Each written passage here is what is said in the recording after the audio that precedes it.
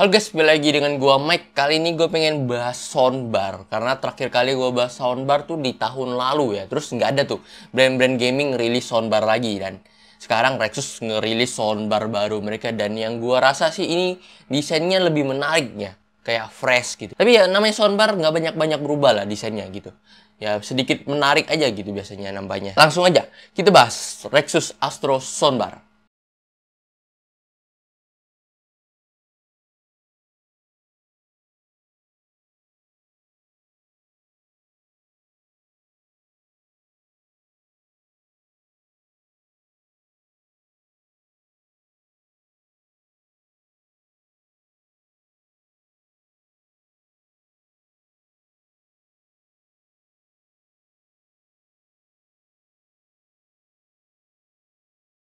Kita mulai dari desainnya. Soundbar ini tuh ada dua varian warna, ada warna hitam dan juga warna putih. Nah, yang hitam nih biasa aja lah, hitam gitu, kayak soundbar pada umumnya. Tapi yang putihnya ini agak beda. Warna putihnya itu nggak putih pure gitu, jadi sedikit-sedikit krim gitu di bagian belakangnya. Tapi di bagian depannya bener-bener putih banget gitu. Jadi minimal kalau misalnya kayak ada kotor-kotor dikit tuh nggak terlalu sejelas yang warna putihnya, karena dia pakai warna krim gitu ya. Dan warnanya juga jadi tonnya lebih menarik gitu, kayak dipaduin gitu ya kan. Nah lanjut aja langsung ke tombolnya nih. Tombol yang dibawakan ini cukup unik nih, udah touchscreen, nggak tombol fisik gitu ya. Kayak soundbar kekinian gitu, karena gue punya soundbar di studio gua ya kan. Yang Sony itu juga touchscreen dan harganya yang jutaan gitu loh. Yang ada satu paket dengan subwoofernya gitu loh. Jadi ya udah mirip lah desainnya gitu dengan soundbar mahal gitu ya kan. Dan untuk tombol-tombolnya yang pasti kalian bisa atur beberapa hal seperti bassnya kalian bisa atur di soundbar ini. Menarik ya, bassnya bisa diatur. Terus kalian juga bisa atur mode RGB dan juga mode konektivitas. Mau konektivitas apa gitu. Nah, kita ngomongin konektivitas, coba kita bahas konektivitasnya apa aja ya.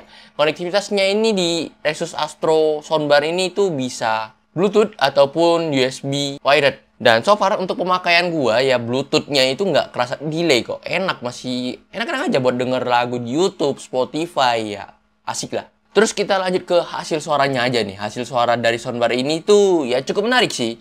Buat harga di sekelasnya ya. Buat dengerin lagu, nonton film, terhitung udah cukup clear suaranya. Dan untuk bassnya mungkin ya nggak bisa kalian sandingin dengan soundbar-soundbar mahal yang ada subwoofernya. Karena subwoofer ini bikin bassnya itu jadi lebih kerasa geter gitu ya kan. Nah di sini udah cukup geter, tapi nggak terlalu keluar gitu ya.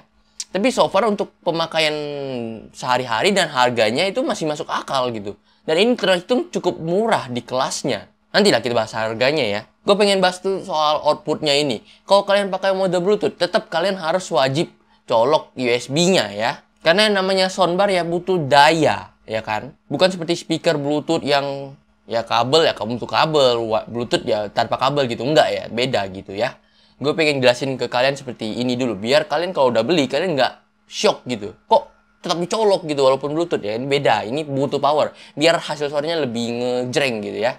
Oh ya, untuk aktifin soundbar ini juga ada di tombol volume. Cukup unik nih menurut gua. Karena di tombol volumenya kalau kalian mentokin ke bagian bawah itu udah off dan juga gak ada suara gitu. Nah, kalau kalian naikin itu udah otomatis jadi on. Ya bisa atur volume juga untuk sampai mentoknya juga gitu. Ya cukup unik ya untuk secara desain dari si soundbarnya ini ya. Tadi kita bahas harganya nih. Soundbar ini cuma dibanderol di 299.000 pada saat masa launch-nya. Dan kalau udah lewat masa launch ya jadi 309.000. Tapi dengan harga segini sih menurut gua cukup oke untuk kualitasnya juga ya kan. Looks-nya modern banget, udah touchscreen kayak soundbar-soundbar mahal yang di jutaan itu ya. Ya kalau kalian mikirnya yang kayak kalian udah ke suatu toko gitu yang ngelihat yang jutaan gitu. Wih mantep ya bassnya ya. Nah kalian nggak bisa bandingin karena kalau yang jutaan itu punya subwoofer sekali lagi gue bilang. Nah yang di biasanya under sejutaan itu nggak ada subwoofernya gitu. Jadi ya bassnya nggak bakal sekencengnya dia. Tapi untuk di kelasnya ya udah paling bagus rasanya. Kayak gue pernah yang sebelumnya juga gue review, gue gak mau sebut merek ya. Kalian cek aja sendiri, gue bahas soundbar baru 2 kali sebenarnya ini ya.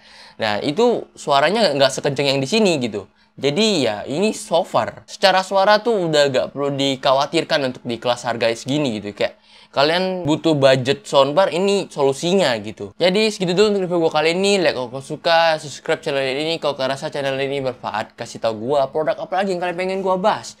Segitu dulu, gue Mike pamit undur diri. Bye bye.